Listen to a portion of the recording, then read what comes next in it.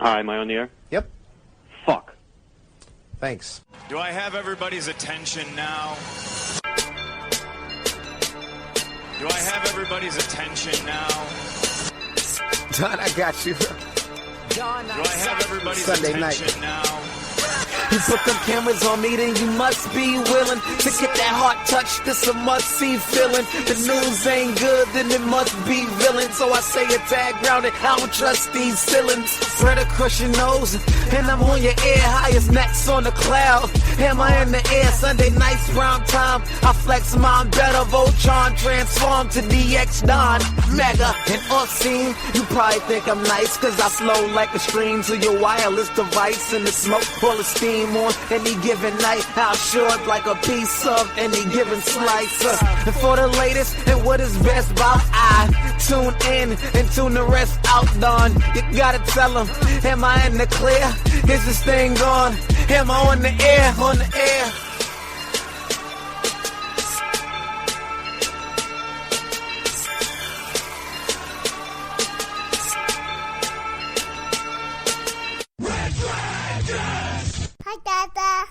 Well, what is going down, everybody? Welcome to the best damn entertainment show out there in podcast form. It's this show right here. Am I on the air? I'm your host, Don Mega, and I welcome you to the one-stop shop for all of your entertainment needs. This is where you come to on a weekly basis. You listen for about an hour, and I get you completely caught up to speed in everything going down in the world of entertainment news. From television to movies to reviews and everything in between, that's what I bring you right here on Am I on the Air. We are currently in the midst of our season 13. Yes, season 13, man. Shows you how long we've been doing this show. This is season 13, episode 19. Tonight's show is titled Party Animals. I think we're approaching our mid-season finale because, you know, we like to mimic things that television shows do. And since the new hip thing is to do mid-season finales, maybe we'll do that. And then we'll come back with season 13 second half, or maybe it'll just be a whole brand new season. We'll come back season 14. Who knows? But maybe it's coming up soon here with Christmas right around the corner. So tonight, we got a lot to talk about. I got 2 movie reviews for you. We're going to be talking Office Christmas Party, and we're also going to be talking about Nocturnal Animals. So 2 vastly different films. And then on top of that, the Golden Globe nominations just dropped today, so we'll see who's getting nominated for what out there. A couple big surprises. Hashtag Deadpool completely coming out of nowhere at the Golden Globe, so we'll look into that. And on top of that, it has been Trailer Palooza. I mean, trailers have been dropping like no tomorrow. On last week's episode, we talked about Guardians of the Galaxy 2 trailer, the Mummy trailer, Transformers The Last Night, and it just continued as the week went on. Tonight, we're going to talk about Spider-Man Homecoming trailer, War for the Planet of the Apes. And then last night, The Fate of the Furious. Yes, Fast and Furious 8 dropped their first trailer. It's just been trailer crazy around here. So we're going to talk some more big trailers. Like I said, trailers, Golden Globes, the Critics' Choice Awards were last night, movie reviews. We got a lot on our plate. So let's jump right into it with the movie reviews of the week, starting with Office Christmas Party. So Office Christmas Party is an R-rated holiday comedy. You know, last year we had, man, what the hell was that movie last night? Now I'm spacing it. The Night Before, that's it. With Seth Rogen and Joseph Gordon-Levitt and Anthony Mackie. Man, I love that movie. That was like a 5-star Christmas comedy. Loved it. So this year we get Office Christmas Party, and I was really stoked on this. From the very first trailer, I was like, this is going to be hilarious. They had the right casting behind it. TJ Miller, Jason Bateman, Jennifer Aniston, whole bunch of, Kate McKinnon, a couple SNL people in there, the dude from Fresh Off the Boat. This movie was stacked with some really good comedic people. And I was like, man, this is going to be, you know, the night before of 2016. It's going to be really, really cool. And I kind of just fell in the middle with it. So it kind of disappoints me because I wanted to be like, man, this shit was hilarious. And unfortunately, I can't do that. It has hilarious moments, and I did laugh quite a bit. But remember, I judge comedies based on my laugh scale. And I never got to those laughing so much I'm coughing, laughing so much I have tears in my eyes, deep belly laughs. None of those ever really came with this movie. This movie had a lot of quick jokes that went, ha ha, and then you were kind of done with it. Basically, long story short, in a non-spoiler version, TJ Miller runs a branch of a company that his sister Jennifer Aniston also runs. She's the new interim CEO, and she's mainly running this company because their father passed away. Jason Bateman works for TJ Miller, and they're getting ready for their holiday party, and then Jennifer Aniston shows up, basically says everyone needs to be laid off, we're going to close this branch down. They get this idea in their mind that, you know, hey, they have this meeting with this big wig, played by Courtney Vance, and then they said, you know, hey, if we land this deal, can you leave the branch open? And she says, sure, land the deal, and I'll leave the branch open. So they invite him to come to this big office Christmas party that they're going to throw in an attempt to save the firm. And then, of course, hilarity ensues, as we say after that. Like I said, not a bad movie. I'll probably buy this one on Blu-ray if it's on sale for like $10. I had a lot of good, decent laughs in it. And like I said, the casting was good. I enjoyed everybody in it. Olivia Munn's on this as well. I just didn't get the big belly laughs that I was hoping for with this one. But still good nonetheless. And if you're just looking for a nice, you know, fun time at the movies and get a couple good laughs, then I'd say go check this one out. So for me, Office Christmas Party is a 3 out of 5. 3 stars out of 5 stars for me. It was just good. Nothing really more or less. Alright, my second film is Nocturnal Animals. Nocturnal Animals came out in limited release about a week or two ago, starring Amy Adams, Jake Gyllenhaal, Michael Shannon, Aaron Taylor Johnson. And this is based on a book. My wife read the novel. I actually showed her the trailer to this movie, and then she read the novel after that and was like, we really need to go see this movie. So thankfully to my boy Geeky Pat, he came over and babysat for me so I could take the wife out to a movie. And we went and saw Nocturnal Animals, directed by Tom Ford. Very weird movie, very trippy, very artsy.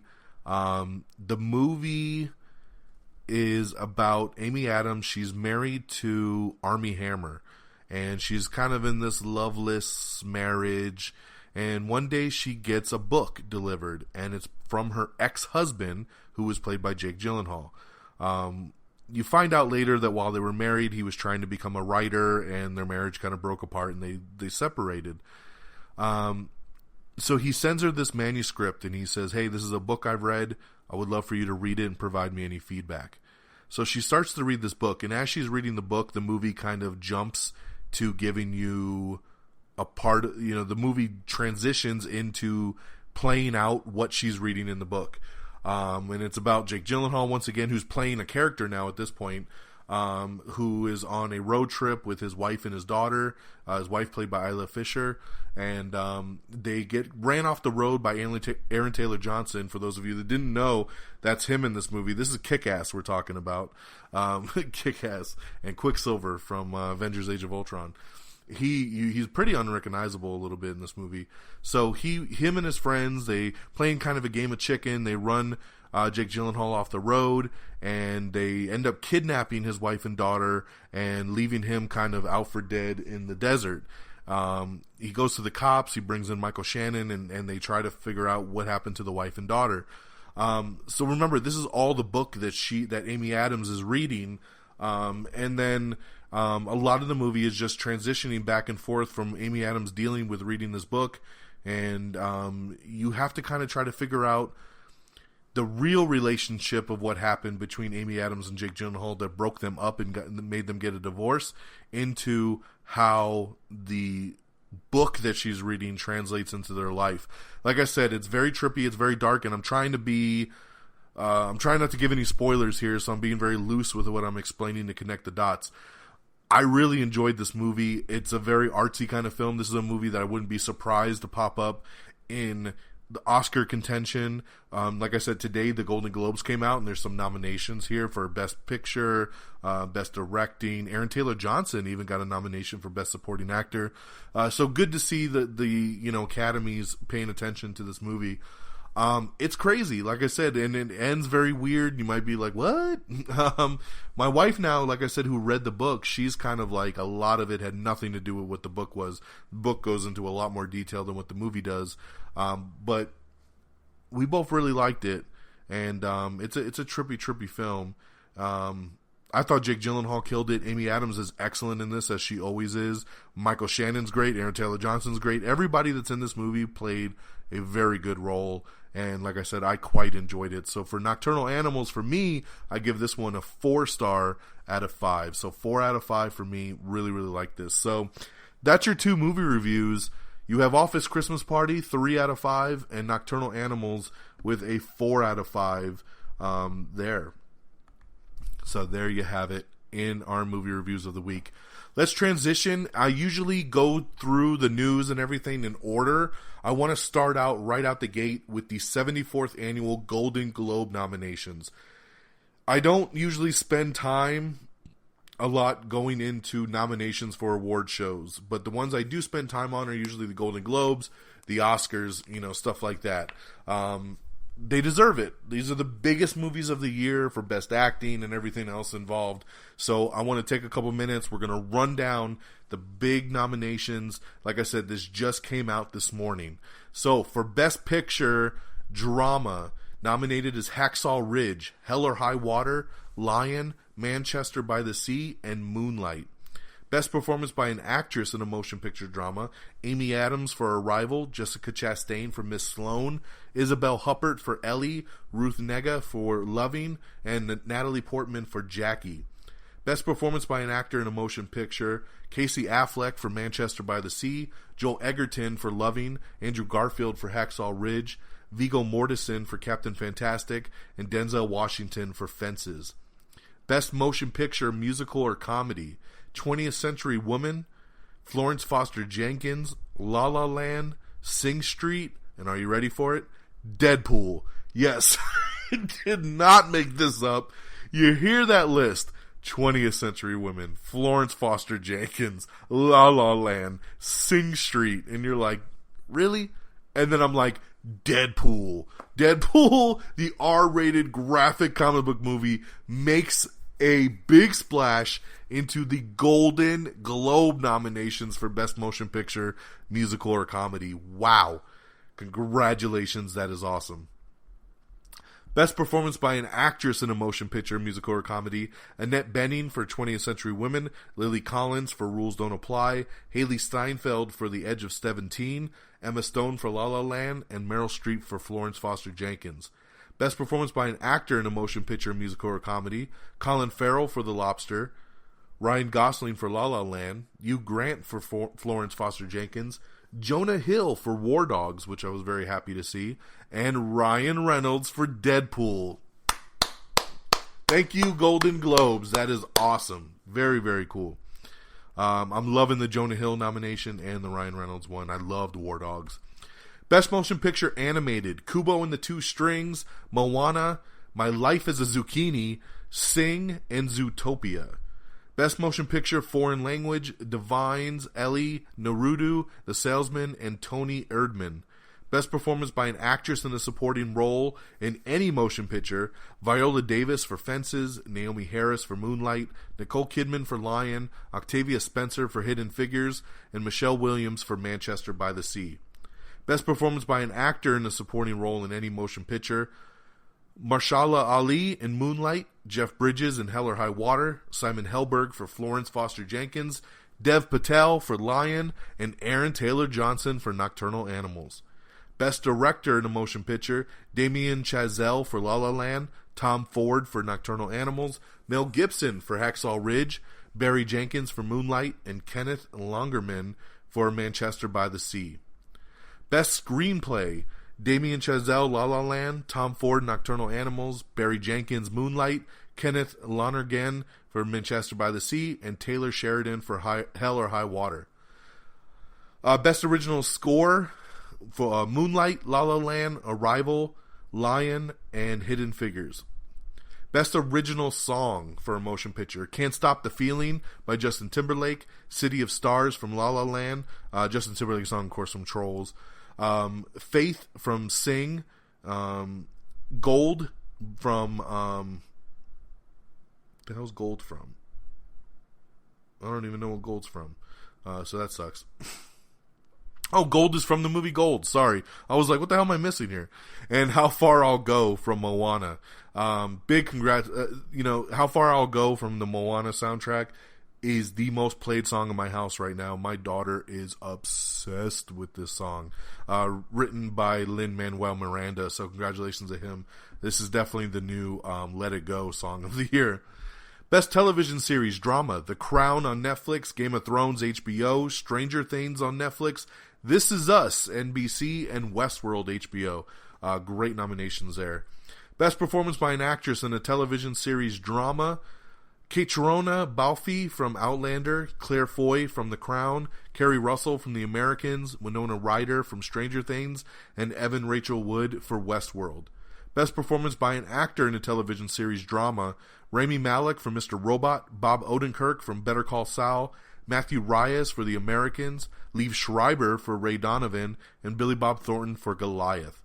Best Television Series Musical or Comedy, Atlanta, Blackish, Mozart in the Jungle, Transparent, and Veep. Good stuff there. Best Performance by an Actress in a Television Series Musical or Comedy, Rachel Bloom for Crazy Ex-Girlfriend, Julia Louis-Dreyfus for Veep, Sarah Jessica Parker for Divorce, Issa Rae for Insecure, Gina Rodriguez for Jane the Virgin, and Tracy Ellis Ross for Blackish. Best Performance by an Actor in a Television Series Musical or Comedy, Anthony Anderson for Blackish, Gail Garcia Bernal for Mozart in the Jungle, Donald Glover for Atlanta, Nick Nolte for Graves, and Jeffrey Tambor for Transparent. Best Television Limited Series or Motion Picture Made for TV, American Crime, The Dresser, The Night Manager, The Night Of, and The People vs. O.J. American Crime Story. I'm pulling for The Night Of here all the way. I love The Night Of. I can't stress it enough. An HBO miniseries that was incredible. Best Performance by an Actress in a Limited Series or Motion Picture Made for Television, Felicity Huffman for American Crime, Riley Keough for The Girlfriend Experience, Sarah Paulson for The People vs. O.J. American Crime Story, Charlotte Rampling for London Spy, and Kerry Washington for Confirmation.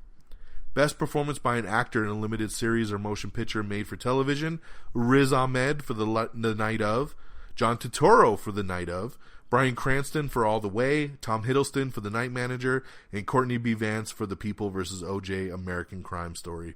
Once again, I just told you I love The Night Of, so I'm so happy to see that not only Riz Ahmed get nominated, but also John Turturro, who was incredible in it. So, two great nominations there. Best Performance by an Actress in a Supporting Role or Series in a Limited or Motion Picture, Olivia Colman for The Night Manager, Lena Headey for Game of Thrones, Chrissy Metz for This Is Us, Mandy Moore for This Is Us, and Thandie Newton for Westworld. And last, Best Performance by an Actor in a Supporting Role in a Series, Limited Series, or Motion Picture Made for Television, Sterling K. Brown for The People vs. O.J. American Crime Story, Hugh Laurie for The Night Manager, John Lithgow for The Crown, Christian Slater for Mr. Robot, and John Travolta for The People vs. O.J. Simpson American Crime Story. So there you have it, ladies and gentlemen, the nominations for the 74th Annual Golden Globes. Like I said, just got announced today, so I wanted to bring it to you right at the top of the show. Once again, we're broadcasting live here from the Red Dragons Radio Studios. It is Monday, December the 12th, and those are your Golden Globe nominations. So now we'll shift. We're going to talk some trailers. Yes, let's talk trailers. Wow.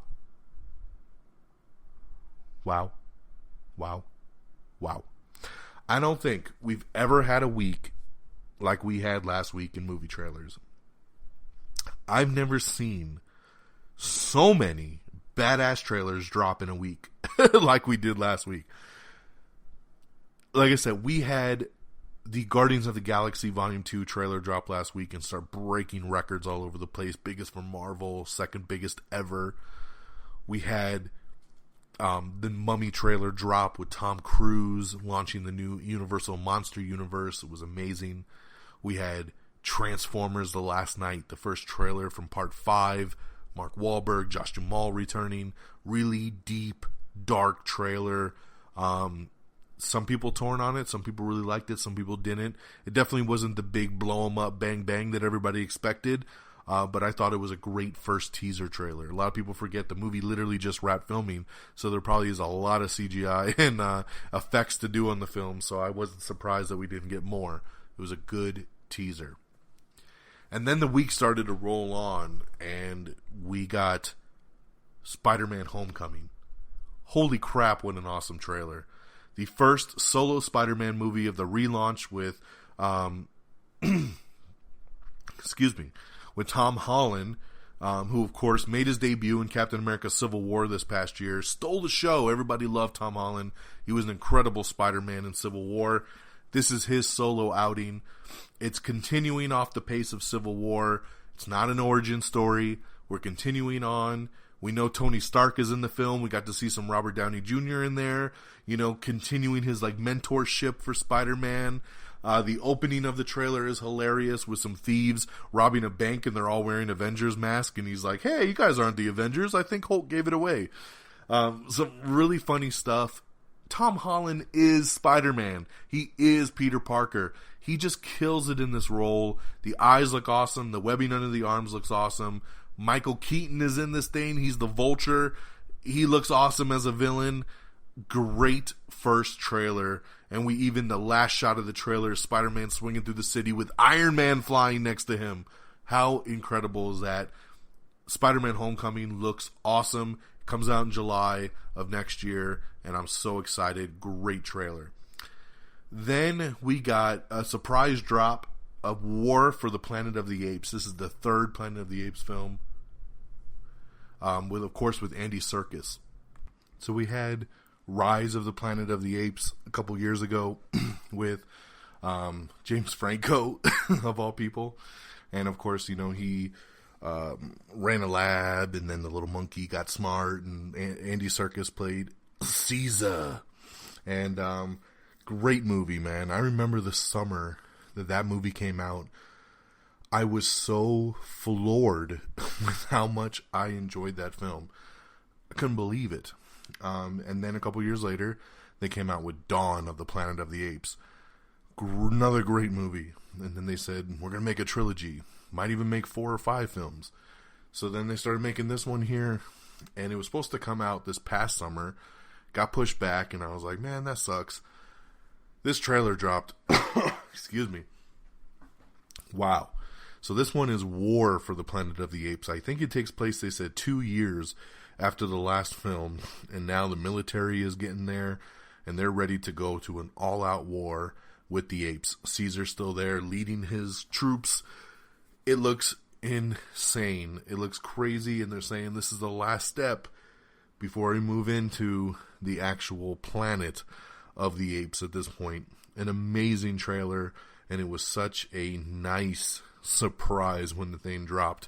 So check out that trailer if you haven't seen that yet. War for the Planet of the Apes with Woody Harrelson as the bad guy. How awesome is that? And then last night, we get surprised with another trailer drop. Fast 8. Fast and Furious 8. We knew it was coming. Comes out in May. Sorry, God, all of a sudden. Comes out in May of next year, I believe. So the trailer drops, and now the film has a new title. It's called The Fate of the Furious. And I'm surprised Fate doesn't have like an actual 8 in it to, connect all those dots. Like they love to do sometimes, like Too Fast, Too Furious. But The Fate of the Furious. And this trailer drops, and we see an awesome action scene in the beginning, and then we see something I never thought I'd see, which really shocked me when I'm watching the trailer. Dominic Toretto turn on his team. Yes, he turns on his team. The Rock is pissed. His team is pissed, and they're going after him. Charlize Theron's in this one. She's the villain, and she's got Dom, I don't know, maybe under some kind of brainwashing. Maybe she has some kind of leverage over him to make him do this bad stuff. But this movie is basically Dominic Toretto as a bad guy going up against his team, which is pretty insane. But I love it. I love it because it's something unique. It's something fresh. When you're going into the 8th film of a franchise, it's time to start mixing some shit up. And they definitely are doing it here. Another big twist in the trailer, getting Jason Statham out of jail and forcing him to work with the team of Tyrese and Ludacris and The Rock and Letty and all them. I love the trailer, by the way. Just loved it. It was so good. What I'm trying to think is what could make Dominic turn on his so-called family, which that's always been the theme of these films, family. The only thing I can think of is that they play out a storyline where Paul Walker's character, Brian O'Connor, and his wife, Mia, of course, who was Dom's sister in the movie, like, they get taken hostage. Or, you know, their lives are threatened by Charlize Theron, and she's saying, you know, hey, you better do what I say, or I'm going to kill your sister and your brother-in-law and your nephew. You know, or both kids, actually, at this point, because she was pregnant in the last movie. So I can see something like that making Dom kind of do bad things to protect, you know, them. Especially if you play it up with that character, it would explain why Paul Walker's character is not in this film. Because then I'm like, how can you explain why he's not involved, right? Especially if Dom turns on the gang, you would think Brian O'Connor would be involved in that.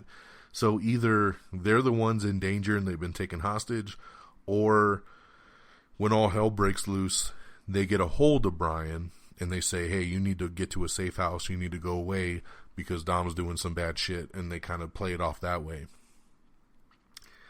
We'll see. Those are just my speculations, but an amazing trailer nonetheless. So, lots and lots of big trailers drop in. There's even some other little ones that have dropped that we posted that, you know, I'm not going to spend too much time on. But if you haven't seen any of these or you want to watch them again, once again, I implore you to head to our website. It's miontheair.com. There is a trailers tab. There's a trailer link at the very top. If you click it, it'll take you to the trailer section. I have all the trailers in there for you. Everything new coming out that has been released, including all these brand new ones that we're talking about. miontheair.com. Click on the trailers tab, and we'll get you caught up to speed. Lickety split. So check out all the amazing trailers. They've been posted on our Facebook. They've been posted on our Instagram. They've been posted on our Twitter. Now it's time to check them out. miontheair.com. All right, so there's some trailer news that I want to get caught up on. Now let's get to the official news of the last week. Oh, and you know what just dawned on me? Another trailer that dropped that I totally spaced. The Baywatch trailer. Another one. We just talked about the Fate of the Furious with my man Dwayne "The Rock" Johnson. Rock rolls! So he's got another movie coming out. Of course, the big comedy movie. Sorry about that. Had to stop the recording there for a second. Had some drama going on in the household. But in any case, going back to Baywatch. So like I said, we just had The Rock rolls, in the Fate of the Furious trailer. And then we also got the Baywatch trailer. Of course, the movie version of the ever so classic David Hasselhoff show, Baywatch, which they've taken now and made into a R-rated, in the vein of 21 Jump Street style action comedy.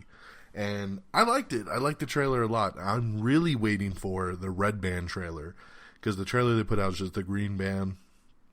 I feel like they held back a lot on it with things that they really wanted to do, because I know this is going to be a hard R, very raunchy, very over-the-top movie. And I don't think a Green Band trailer really lended itself to it 100%.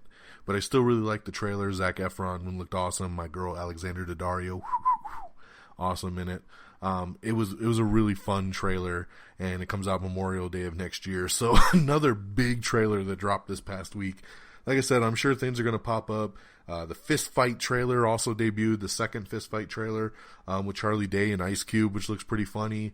So a lot of stuff dropping. Like I said, amiontheair.com. Click on the trailers tab and check them all out. Okay, now let's get on over to the news. Chris Rock announces his first stand-up tour in 9 years. That's pretty awesome. I would totally go see Chris Rock if he came around here. Westworld fans expect madness and transcendence in Season 2, and basically any character can come back that was in Season 1. I still need to catch up on Westworld. I've been really bad on this. They're all on my DVR. I'm excited to see this show. I just have not had a chance to watch it yet, which is funny because the finale was like last Sunday, and now it's over. So hopefully I can just binge it now at this point and get through it all, but I'm looking forward to it. We have the full list of the 2017 Grammy nominations. Check that out if you are interested. Vin Diesel is teasing that a Groot versus Hulk scene will be in Avengers Infinity War. That would be awesome. Yes, Vin Diesel likes to say some stuff sometimes, just like he's going to be Black Bolt in the Inhumans movie that's not coming.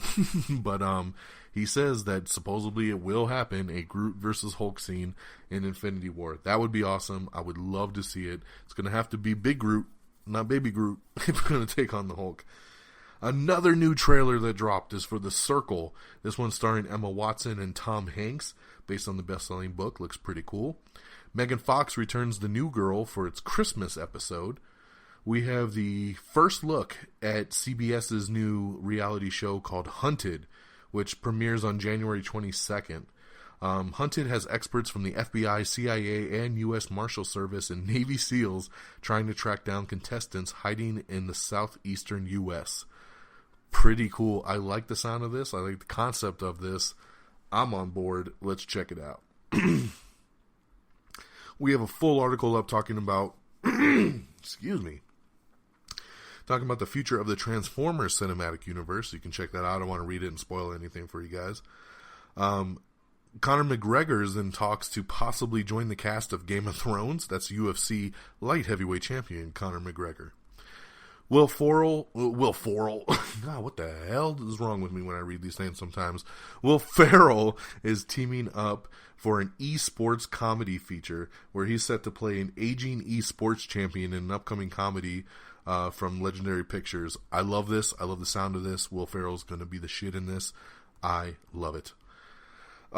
Leftovers Season 3. It's its third and final season over on HBO. It will return for its final season of just 8 episodes in April of 2017. I like The Leftovers. I'm a little torn on this show because the first season was excellent. The second season, not so much. I'm glad they're doing a third season, but I'm also glad that they're saying it's the last, and I hope that they wrap this thing up pretty well because that second season was all over the damn place. So, 8 final episodes coming in April of 2017. Iron Fist, Scott Buck, who is the showrunner over on Iron Fist for Netflix, has just been signed by Marvel to now showrun The Inhumans. Yes, we talked about The Inhumans is going to be another new television show coming to ABC, and now Scott Buck is going to be the showrunner for that as well. So he must have done an excellent job with Iron Fist. So this makes me really happy. I think it's going to be great. I'm looking forward to the Inhumans TV show. Let's do it. We have the second teaser trailer for Netflix's Lemony Snicket's A Series of Unfortunate Events, so you can get a little bit more insight into that show coming out here soon. The Founder, which is, of course, the true story behind McDonald's, starring Michael Keaton. It was supposed to come out in August, and then it was pushed back to like January. Now they're pushing it back up again to this month in limited release, so it could be available for awards consideration. So that's pretty cool. Ocean's 8, currently filming. This is the female spin-off version. They've just signed Damian Lewis to be the villain. I really like this. Damian Lewis is awesome. Really liked him in the first 2 seasons of Homeland. And he's on the new Showtime show Billions, which is also a great show. So I'm really, really digging him being involved in this as the villain of Ocean's 8. Lily James is set to lead the Guernsey Literary and Potato Peel Pie Society. Wow, that is a mouthful. There you go. WB is doing some schedule shifting. They're moving around some dates here. WB has changed up some stuff, including Guy Ritchie's long-awaited King Arthur, Legend of the Sword, previously set for a March 24th release. The movie is now going to come out on May 12th, which I think sounds like a good deal. Usually you push a movie into May because it's really good, so I don't see, that's the only reason to move it from March to May.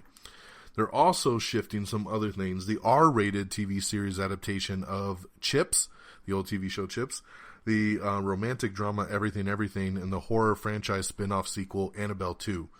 Chips is going to take King Arthur's old date of March 24th, arriving 4 months earlier than originally planned, while the other two films will swap places. Everything Everything will now arrive on May 19th, with Annabelle 2 debuting on August 11th.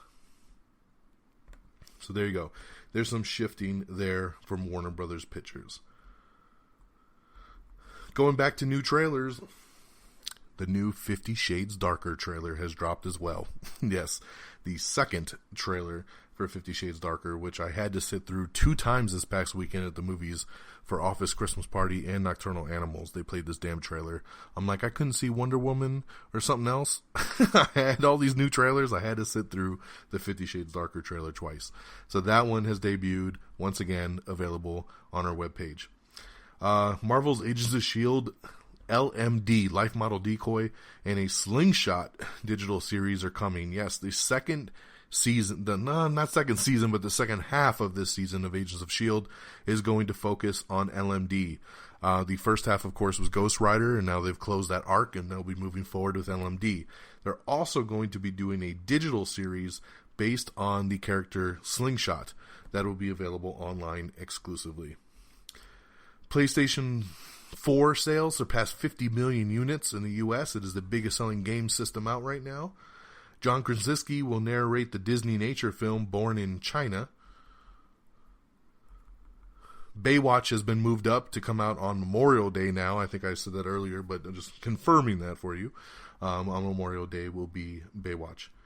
We got a new poster for Resident Evil, the final chapter. It looks pretty cool. I do actually like this poster.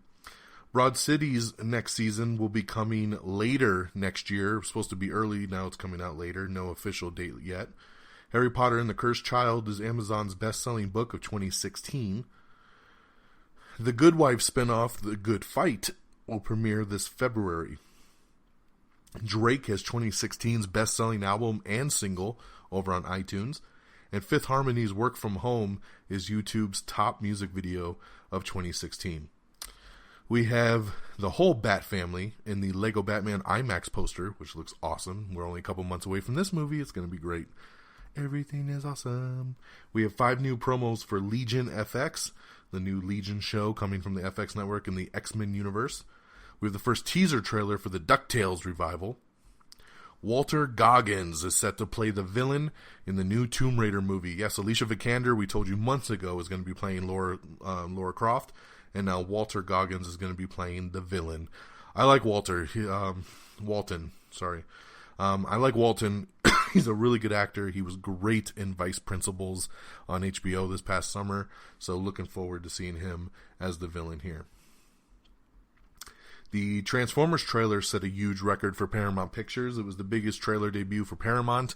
And it's the third biggest debut behind the Beauty and the Beast, Guardians of the Galaxy 2, and then Transformers The Last Night. So congratulations for the big trailer launch there for Transformers. There's going to be a Little Shop of Horrors remake coming from Warner Brothers Pictures, and Mr. Greg Berlanti is going to be directing it. Of course, he's the name behind Flash, The Arrow, Legends of Tomorrow, Supergirl, and now he's going to direct Little Shop of Horrors. So hopefully that turns out pretty cool. Reign, the TV show Reign, is set to end after season 4. So another cancellation there. Kate McKinnon is set to serve up something witchy as Grunhilde in The Lunch Witch. Never heard of it. Looks like it's based on some kid's book. Jennifer Lopez Jennifer Lopez teases Bye Bye Birdie, which is going to be NBC's next live musical. We have the first trailer for a United Kingdom starring David Oyelowo and Rosamund Pike.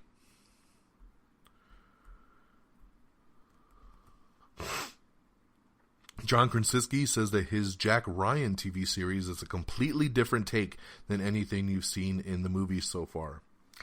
Apple is in discussion with movie studios over early access to films. Of course Apple is. Do you have to take everything away from me? Damn you, Apple. But hey, that's pretty cool if they can secure some kind of deal like that. We have some more set photos from The Defenders, which are pretty cool. You can actually see Daredevil meeting Jessica Jones for the first time.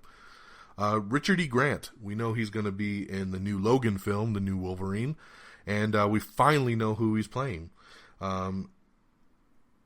His character has been confirmed in a new black and white photo, of course, because that's all they seem to be doing anymore in these pictures. I hate it, man. It's the one thing I'm looking so forward to Logan, but one of the things I hate the most is that all these pictures they keep releasing are these weird black and white photos.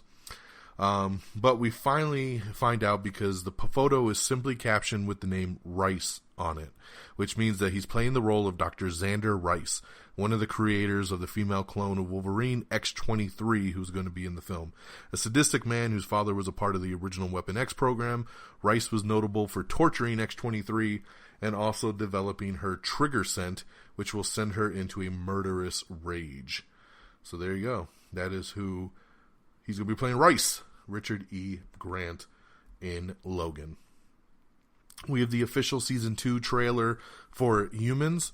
We have the trailer for One Day at a Time, which is a new Netflix comedy series. We have the second Season 2 trailer for The Expanse over on the Sci-Fi Channel. We have the trailer for The Wall. This movie kind of came out of nowhere. Heard nothing about it. Directed by Doug Liman, starring Aaron Taylor Johnson and John Cena. It's a little war movie with a sniper trying to take out Aaron Taylor Johnson and John Cena. Looks really good. I love Doug Liman. He's a great director, and I was just like, where the hell did this movie come from? I don't remember anybody reporting, including me, that this movie was even coming. And I'm a big wrestling fan, and I usually know everything John Cena's doing. And I was like, John Cena's in this? I had no idea. But it actually looks like a pretty cool movie, so check out the trailer for The Wall. The third Cloverfield movie, which is called God Particle, it has been delayed until October 2017. The movie was supposed to come out in February, so I don't know why such a massive delay, but it has been moved from February 2017 to October 2017. We have an article up with Ryan Reynolds talking about Deadpool 2, its change of directors, change of scenery, just a lot about the movie, so check that out if you're interested. Modern Warfare, excuse me, Call of Duty Modern Warfare Remastered DLC is coming later this week, completely free. I think it's going to have 5 or 6 brand new maps that are going to be more remastered maps from the original game. And this is awesome. So I look forward to some free DLC coming from Modern Warfare. NBC has announced its mid-season Sunday lineup, including Shades of Blue, Chicago Justice, and Little Big Shots. Check that out. Powerless, which I'm looking so forward to. Powerless is that new workplace comedy from NBC, which is set in the DC universe, and basically and it's an ensemble comedy cast of working in like an insurance agency, and they're dealing with all the property destruction that the superheroes cause. I just love the concept of this thing from the minute they announced it, and I heard good things from Comic-Con screening, and now NBC has finally announced the release date of this thing, because I've been waiting. I'm like, where the hell is Powerless? It's finally going to debut in February of 2017. Looking really forward to this. Here, Vanessa Hudgens is in it. Ron Funches, who I love. So great cast. And I just found out earlier today, actually, that the show is actually going to take place at Wayne Enterprises. So they're all going to be working at Wayne Enterprises. It supposedly takes place at a company called Retcon Insurance, which that might change in the show, but now that they've announced that they're at Wayne Industries, but I thought that was hilarious. So can't wait for Powerless. February 2017, it's coming on NBC, so check that out. We have a trailer from Craig Robinson about his new karaoke showdown show, jamming to some Ludacris. This is really in response to, of course, Jimmy Fallon started Lip Sync Battle, and then Spike TV said, let's do a lip sync battle show. Then now James Gordon has been blowing up with Carpool Karaoke, and then, of course, Spike TV said, we need a Carpool Karaoke show, so now they got Karaoke Showdown, and Craig Robinson is going to be the host of that. So that's coming very soon. Check out a teaser for that. Dr. Dre and Jimmy Iovine documentary series called The Defiant Ones is coming to HBO next year. Early reactions to Logan praise its gritty tone. Basically, they screened about 40 to 45 minutes of Logan for some critics last week, and the reviews have been overwhelmingly positive. Everybody says it does have that really dark, gritty tone that the trailer does, but it's very rated R. It's very violent. It feels like a Western.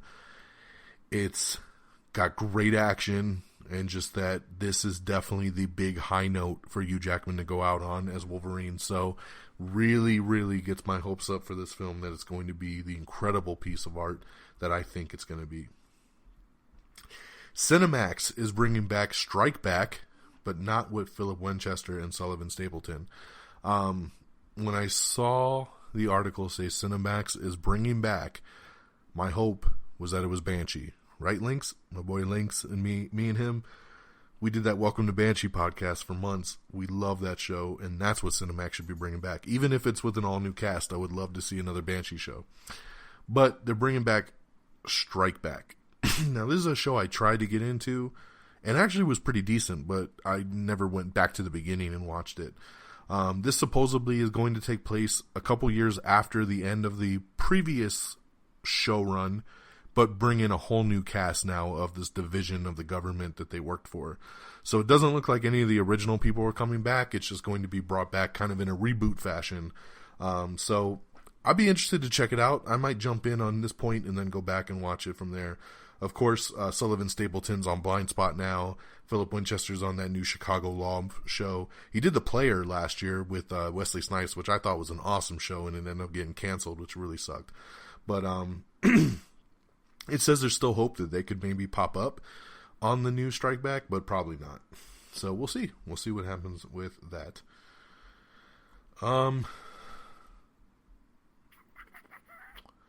Sorry, give me just a second here. Like I said, I was doing news kind of out of sequence today, so I'm kind of coming across some duplicates here that I want to skip over. We have another new trailer for Assassin's Creed, which actually comes out in a couple weeks, so it's kind of weird they dropped the third trailer finally, but it's a really good trailer. Gets me even more excited for that, so check out that. Ryan Reynolds says that he really wants to do a Deadpool Wolverine team-up movie. He says, I think the two of them would light the screen on fire. He says he's talking to Hugh Jackman, and he's really trying to convince him to come back and do a movie with them. Please, please, please. I know it's going to be hard because I bet you anything Hugh Jackman feels like Logan is the right note to go out on. But please, if you could do a random spin-off film with Deadpool, please do it, you. Please, that would be the most incredible thing ever to see these two kind of on like a buddy road trip kind of movie. I want to see a Deadpool Wolverine film, and thank you, Ryan Reynolds, for trying to make it happen. HBO is developing Glare, which will be a space colonization drama from J.J. Abrams. Puff the Magic Dragon movie is in development over at Fox. A new Power Rangers poster came out, but this one featuring the Zords.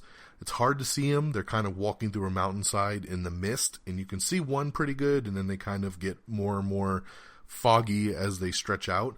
But I gotta say, from just what I've seen of these big robotic things running through the forest, this poster is pretty damn tight. So, Power Rangers will be hitting theaters on March 24th of next year. Will Smith explains why he chose Suicide Squad over Independence Day Resurgence. My first thought, he read the script to Independence Day Resurgence and he said, fuck that shit. But no, he says that he wanted to do something new and something fresh, and he didn't want to go backwards and just reprise an old role like that. So he wanted to do something new and unique, and Suicide Squad was that. I'm glad he made that decision. He was way better as Deadshot. Independence Day Resurgence sucked, and it would have been a waste to put Will Smith in that. The solo Batman movie has been inserted, which then pushed back Justice League sequel out of 2019, and therefore shuffles around for Zack Snyder to kind of step away to do a little passion project. Zack Snyder is set to direct a new film called The Last Photograph. This is something he's been wanting to make for a couple years, but, he made Man of Steel, then he made Batman v Superman, then he made Justice League, and he was getting ready to do Justice League 2. And then Warner Brothers said, well, let's push Justice League 2 back a little bit, put in that Batman solo movie with Ben Affleck. That'll give you a little bit of time. So because the Batman movie came in and Justice League 2 has been pushed back, it now gives Zack Snyder a little bit of time to step out of the DC universe and direct his little passion project called The Last Photograph. So congratulations to, Zack Snyder getting to do something a little different. I like when directors get a chance to do that. It was like when Michael Bay was just doing Transformers. Then he finally got to step aside and do Pain and Gain. And I loved Pain and Gain. So, hopefully Zack gets a good opportunity to do this. And when he comes back to Justice League 2, he'll feel nice and refreshed. Sony must be really happy with the positive buzz around Spider-Man Homecoming, because they've already set a sequel for 2019. Yes, Spider-Man Homecoming 2, as it's tentatively called right now, will be hitting theaters in 2019, summer of 2019. So that's awesome, man. It's good to see them moving forward and saying, hey, we're not gonna leave you guys hanging there for a sequel to this thing. We're gonna get moving, we're gonna get cranking, and we're gonna keep the Spider-Man universe chugging along. On top of that, Spider-Man getting a sequel, Sony has also made some other moves. They've also put in a sequel for another Bad Boys movie. Yes, we haven't even had Bad Boys 3 yet, which is tentatively titled Bad Boys for Life. But Sony already has dated sequels. The studio confirmed that a follow-up to both Spider-Man Homecoming and Bad Boys will arrive summer of 2019. Spider-Man Homecoming 2 is going to come to theaters on July 5th, 2019, while Bad Boys 4 will come out Memorial Day weekend of May 24th, 2019. So, Bad Boys for Life, which is the third movie, is set for a January 2018 arrival.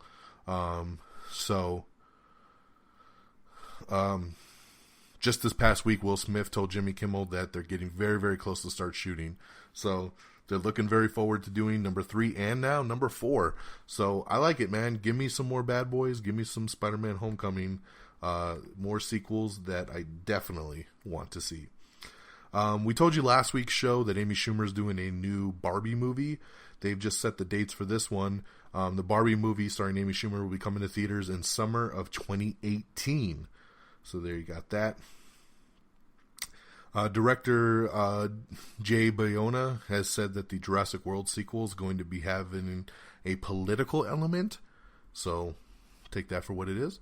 We got an article up with Sigourney Weaver telling us what James Cameron's been working on for the sequels to Avatar. So that's pretty cool. La La Land makes a very impressive box office debut with $855,000. Now, that might not sound like a lot to you. It might not. Listen, it debuted at number 15 on the box office on, take this, just 5 movie theaters. 5. The number 1 film was Moana. And if you look at its per-screen average, it's like $3,000. La La Land made $855,000. It smashed. Now, this movie, I think, is finally going to get a wide release next week or the week after. Lots and lots of award buzz for this thing. It's massive. That's the biggest debut in such a limited engagement that I think we've ever seen. La La Land breaks records and comes out with an astonishing $855,000 at a number 15 debut on just 5 screens. Whew. insane. And let's see here. Paramount Pictures also announced that they're going to be distributing an upcoming An Inconvenient Truth sequel, the documentary with Al Gore. We already talked about all of this. Getting to the end here. Like I said, last night was the Critics' Choice Awards. I'm not going to read through everything, but La La Land won Best Picture, Silicon Valley and Game of Thrones won Best Comedy and Drama Series. Lots of big winners last night. My show Shark Tank won Best Reality Show. So if you're interested in seeing the full winners there, check out the article. We just posted it yesterday. The Critics' Choice Awards complete winners list.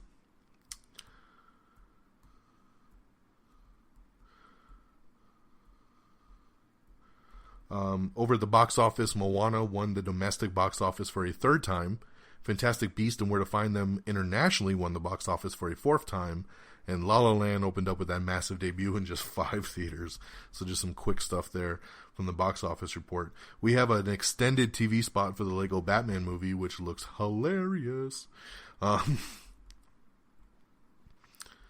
Let's see. We already talked Golden Globes, because like I said, that was the newest news that came out today. And we've already gone through that. The TV show Flip or Flop, which is on the Home Network, Home and Garden Network, I think. My wife watches this show. But the 2 stars of the show, which is a married couple, just announced today that they're getting a divorce.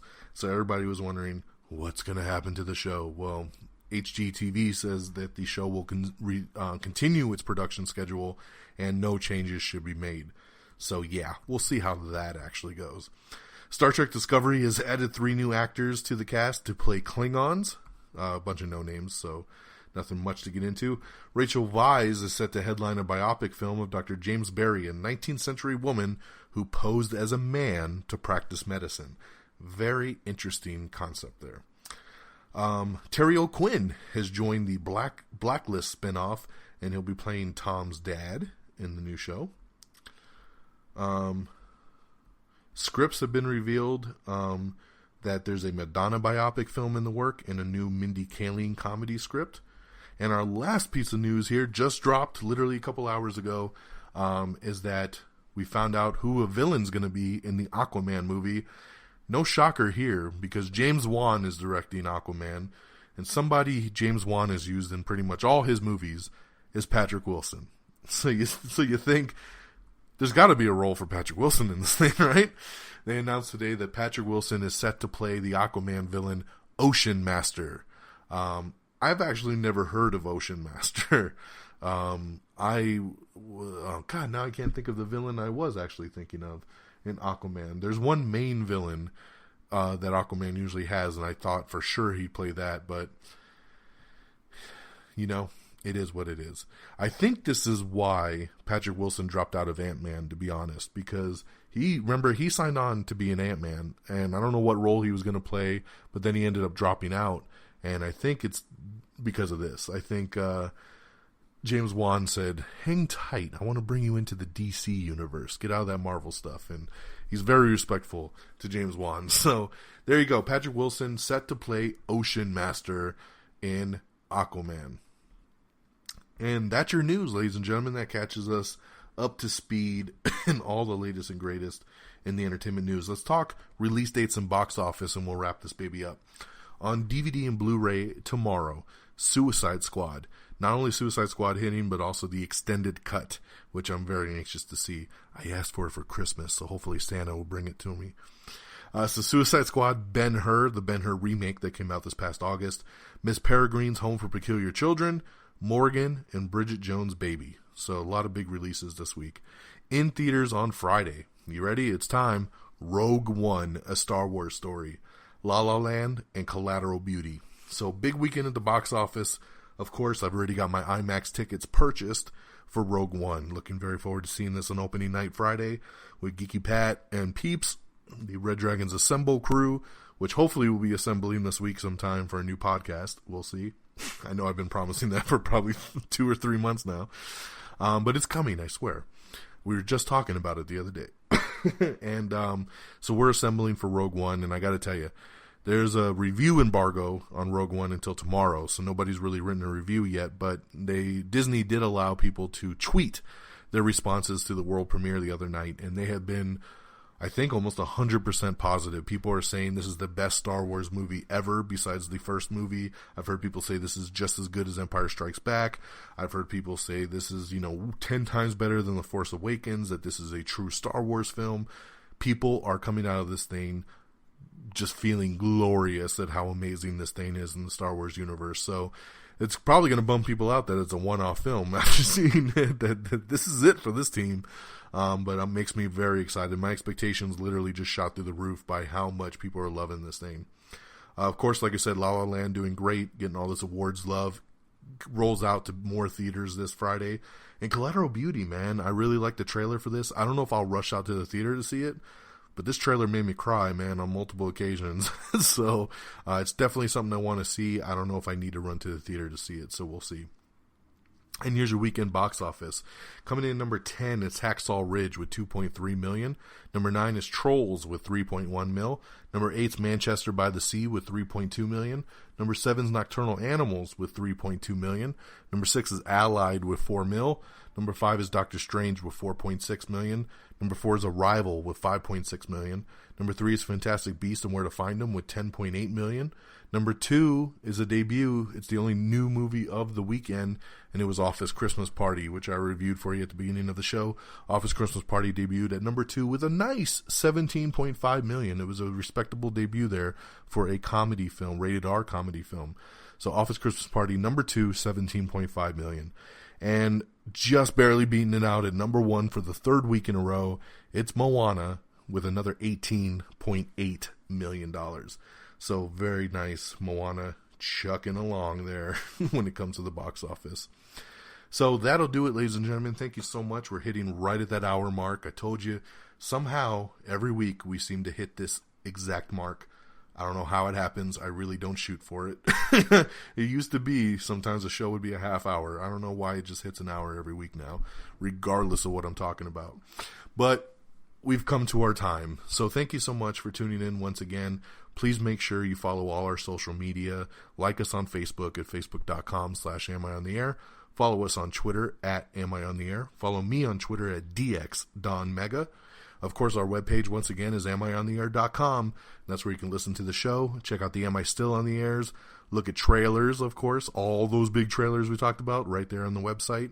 Look at movie reviews if you're ever curious of like, hey, I think Don just talked about that movie last week on his show, and you want to see what I rated it, just go to the website, man, amiontheair.com. It's very compatible on cell phones, too, and you can see what I rated the movie that you're looking to go see. Hopefully that helps you out. Of course, it has all our social media links on there as well. Of course, we are available on iTunes, so download, rate, subscribe if you can. Leave a review. That would be awesome and really help me out. If iTunes is not your thing, we are, of course, available on Stitcher, Spreaker, TuneIn. We're all over the interwebs. You can even stream us and listen to us on YouTube. It is audio only. So go to youtube.com, subscribe to us at Am I on the Air. We have a great Instagram as well.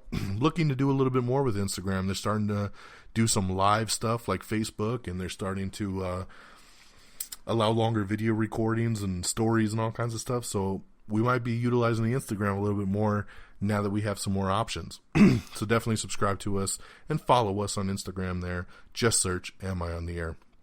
And of course, our great affiliates, reddragonsradio.com. It's reddragonsradio.com. Follow on Twitter at reddragonsradio, where you can listen to this show, Red Dragons Assemble, Indie Sports Car Podcast, This Week with the Geek, which just returned. Welcome back, This Week with the Geek. King Falls AM, the Moose Metal Podcast, Pro Wrestling Nation, way off topic with Frank and Pez. I mean, so much stuff. It tongue ties me all up. It's all the best podcast on the web, reddragonsradio.com. Make sure you follow on Twitter at reddragonsradio so you can get the tweets and always see when new episodes drop and when your favorite podcast drops something new. So with that being said, thank you. Have a great week. Stay safe out there while you Christmas shop and you get everything ready for the holidays. Hope everybody does awesome. And until next time, y'all. Peace. Bye, Daddy. Red Dragons! Where's Tonkin?